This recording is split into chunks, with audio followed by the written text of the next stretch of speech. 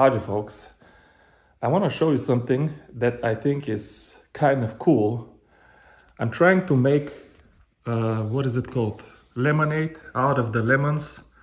I lost my gas outboard. If you saw my first video about USS Liberty, which is for sale right now, go check that video if you want to see the condition of the boat and the price.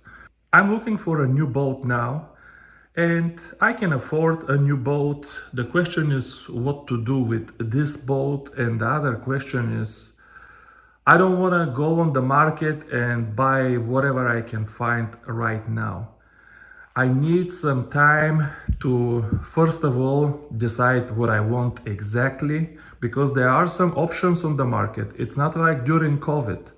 There are some options, some discounts are starting to show. You know, when the economy goes down, if you have cash, it can actually be good for you. So I need at least 1 month of time to make my mind. So here is what I did. This is a very old, 10-year-old, 55-pound Trust Minn Kota. I don't know what it is, but you can see what it is. I used this trolling motor many years ago in Chicago for brakes, because the front trolling motor was always going too far. So I would put this one on reverse to kind of hold the boat steady. Anyway, it didn't work as good as I thought, because it just couldn't pull the boat back unless you give it a lot of gas. Anyway, it didn't work out. Many years I didn't use it for nothing. I actually told Richard Jean I'll just give it to him. He can use it because he likes these handheld trolling motors. But we didn't meet after that carp fishing trip. The carp fishing videos did not do well for him or for me. I don't know if you'll believe it, but on the carp fishing video that I published with Richard Jean, I got -2 subscribers. Think about this.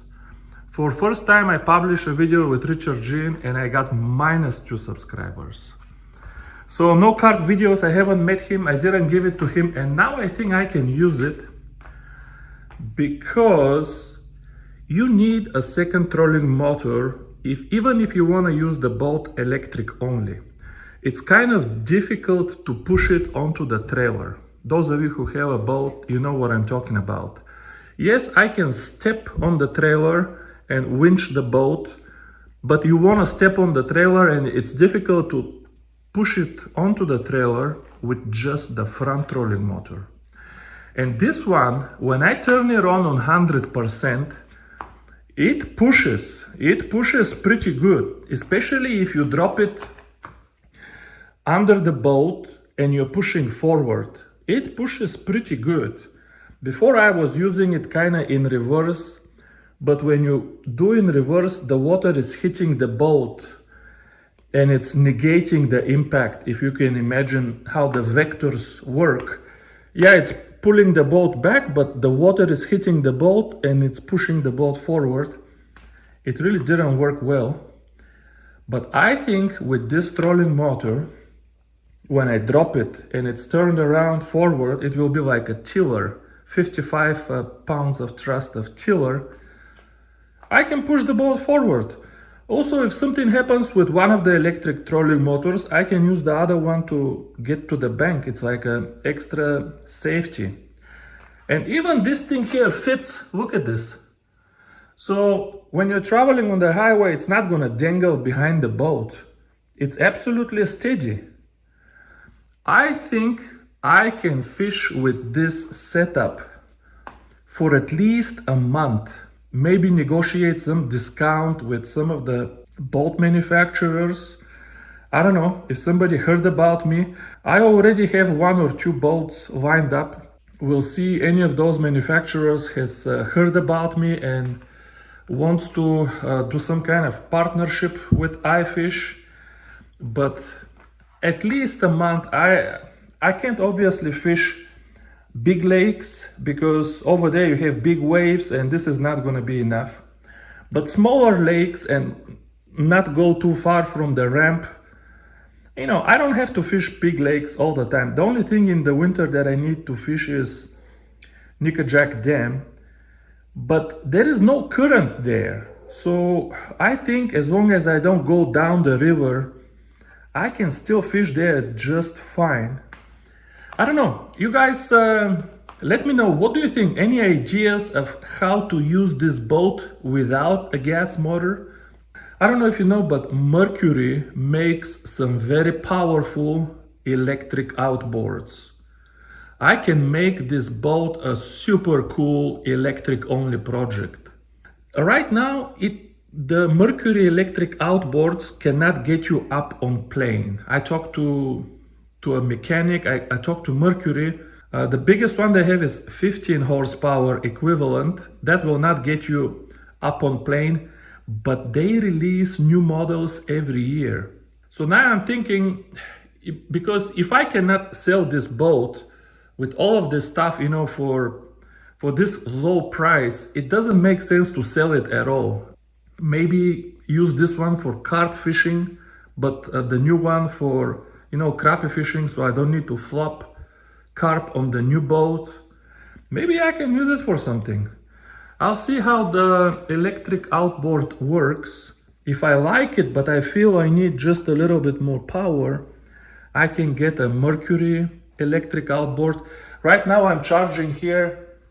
This is a LED starting battery. It's brand new. You can see it's March 2025.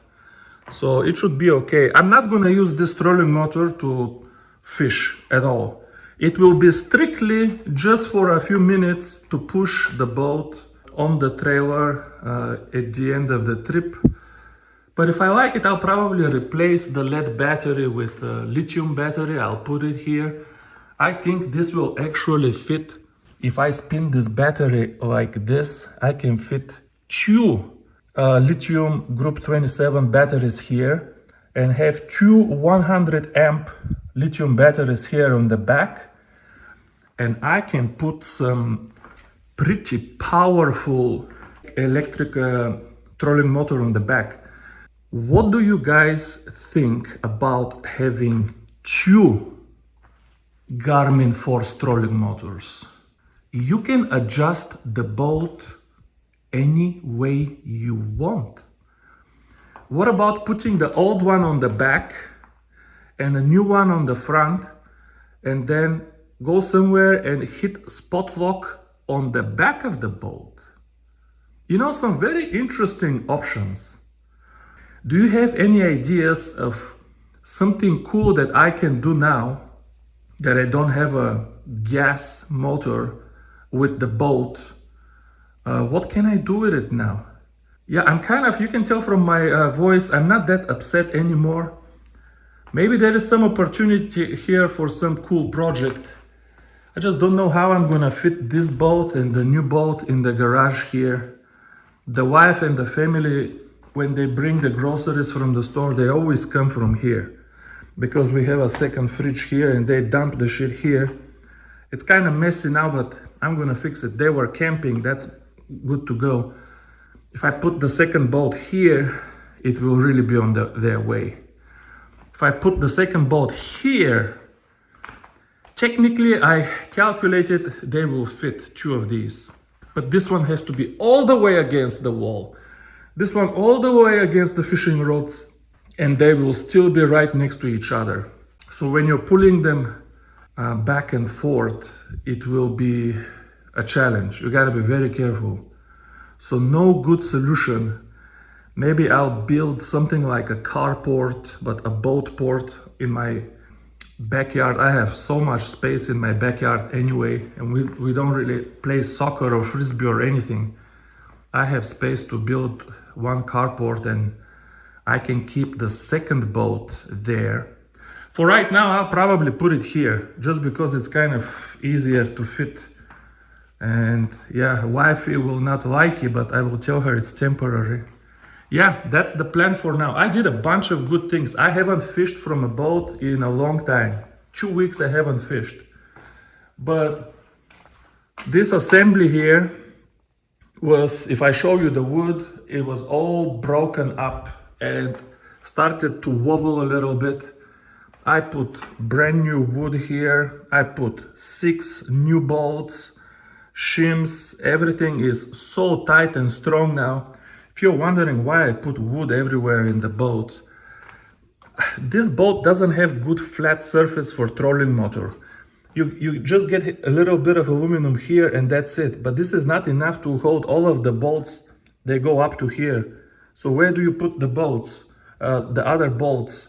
And even when you put them, it's not flat, it's a little bit crooked. And then if you put too much force, you can bend the base plate of the trolling motor. I don't want to do that. So I just sandwich a piece of wood here, and all of the bending and the imperfections is absorbed by the wood, which I can throw after another 5 years. And it's not going to be one day if I sell the trolling motor, it's not going to damage the trolling motor itself. The trolling motor is sitting on a soft, elastic surface, which really absorbs when you're transporting or something. This wood provides you some elasticity. I know some people will say, wow, that's horrible. It has 3 layers of polyurethane. This thing, the bolts and the pressure will crack it eventually, but not the rain. It doesn't rot. Look here. This is 10 years old. Still hasn't rotten.